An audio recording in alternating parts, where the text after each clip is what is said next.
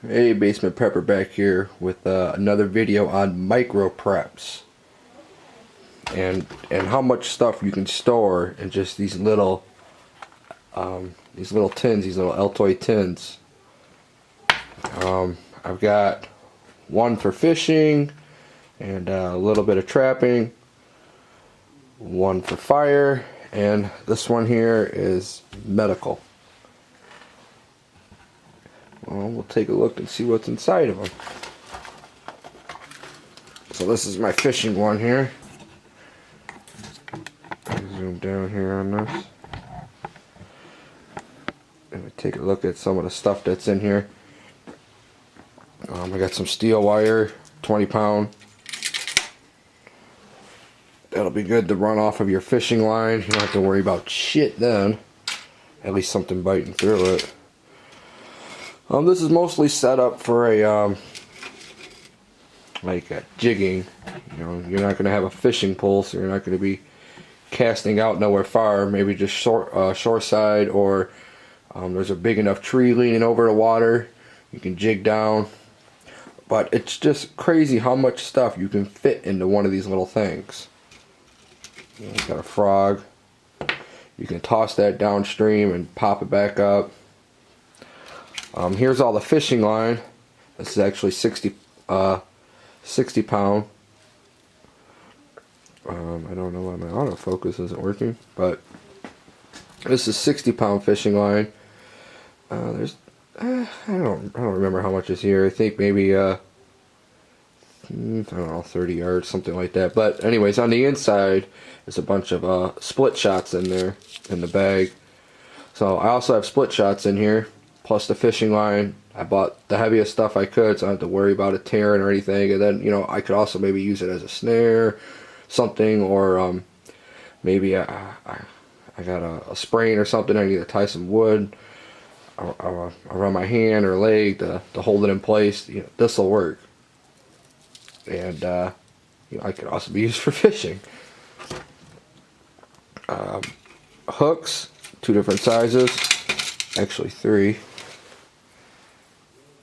So we'll just open this up and show you what's all in here. Zoom out here. Got the little ones for the bluegill. Those will be easy to get to. They're usually right along the shore side. I don't know why it doesn't want to untwine, but I must have got hooked up. But anyways, there's 2 different size hooks here with the lines already attached. Some of them are kind of hooked on there, but oh well, you got the idea. Some rubber worms. You might not be able to find bugs or worms all the time, so good backup plan. Another one just in case, or maybe they just don't like that color that day. I actually get pretty good results with this one on smallmouth.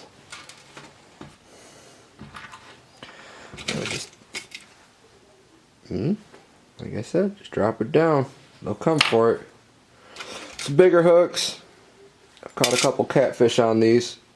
It just makes it dummy proof. You're not gonna lose it. So at the end of the night, when you get ready to go to sleep and you're maybe on the side of a river or something, you can cast this out, and you don't have to worry about that catfish bending your hook while you're sleeping and making off with the goods. So we got 2 of them. A frog, some other jiggers. I'm just gonna dump the damn thing out. So in that little Altoid tin, this is what I was able to fit in there.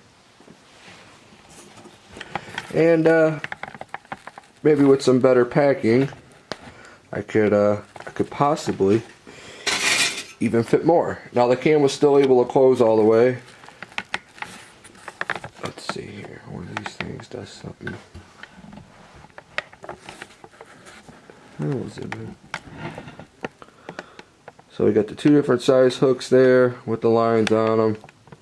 Frog, extra line. Like I said, I think 60-pound line. Some weights. lead or steel line.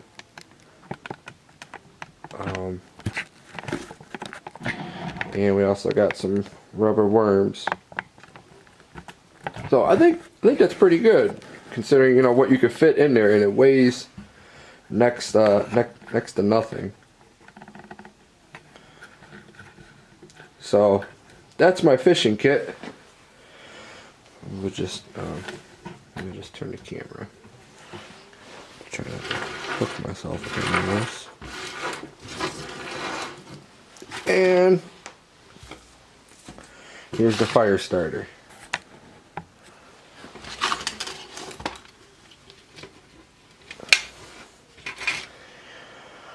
We've got waterproof matches.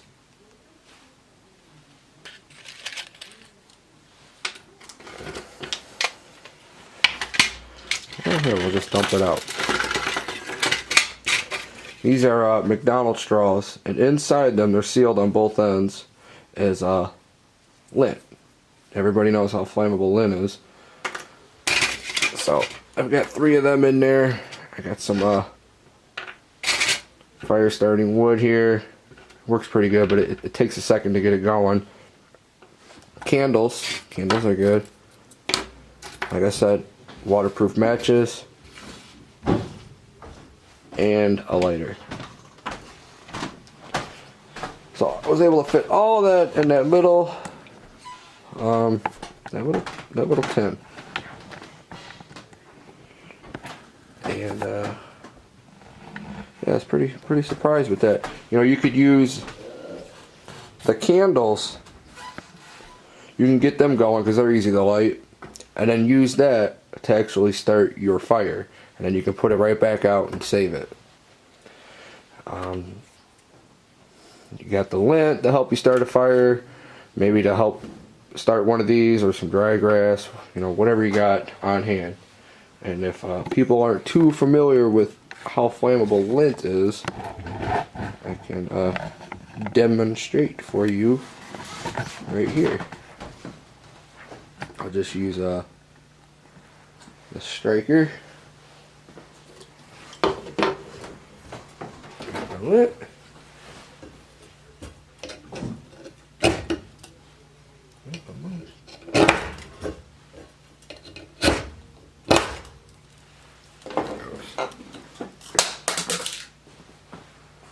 Fire's right up, usually on the first try. But yeah, if nobody, I seen somebody on YouTube that had that idea of putting the lint inside of the McDonald's straws and sealing them up, sealing the ends so it stays waterproof. So you got the tin to keep it, you know, somewhat dry, your bag that it's in as well. And yeah, I think these little Altoids tins work great to compartmentalize your different groups of stuff. And I think it's got everything you need to get a fire going. Obviously, you're still going to have one of these in your bag, but you know, this is a nice little thing just to be able to get into. So let me just slide that over. And then here we have the medical kit. I kind of cheated on this a little bit. I had to, doesn't close all the way almost. It's a little open. But I used the medical gloves themselves, because I didn't have no room inside, to wrap around it. So it keeps it waterproof and sterile. And then if you go to use the gloves, I guess just flip them inside out. So I'll show you what I got in here. Take this one off. This one off. I tied the inside one. Just go ahead and rip that, save time. And I'll show you what I got in this kit. Let me just try to readjust this camera. It's kind of in my way. Alright, so we got the gloves, and then inside we got some gauze. This is 3 by 5 yards. I mean, that's quite a bit to fit in there. Antibiotics for cuts. I think I'm going to try to find a smaller one. This is a ½ ounce. I don't know if you can get them any smaller than that, but I'm going to try to look. I was able to get that in there.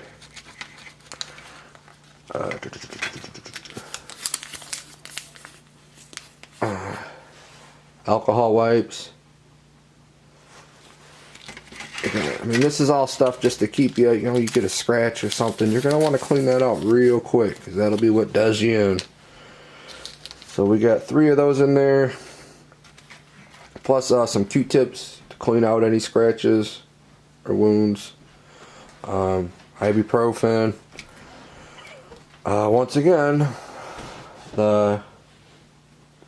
what the hell is this shit called again? I can't remember. I'll come back to that though. How can I not remember what I put in here? Some Band-Aids. So we got 2 of them. 4, and then we got some bigger ones down here. I want to get these out. Get that out.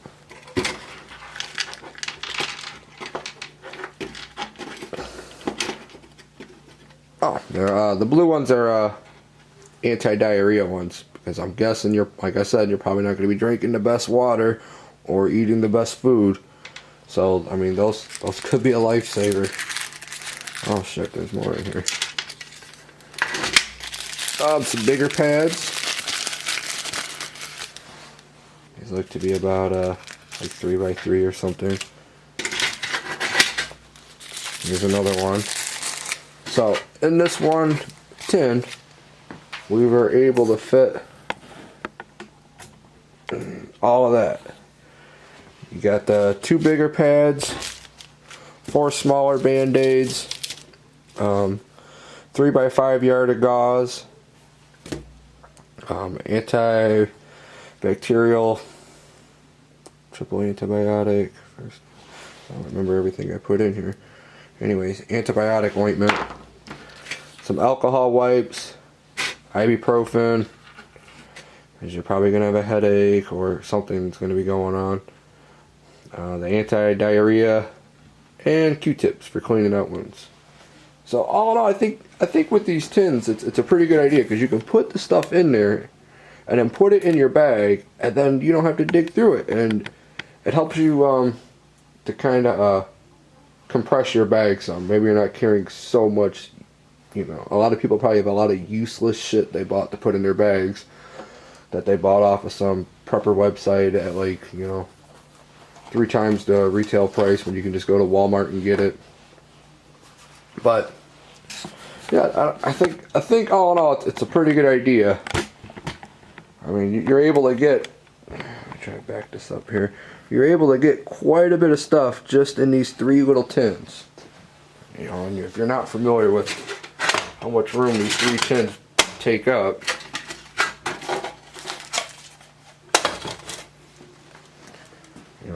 that's how much room 3 tins take up. So you're able to put all that in there.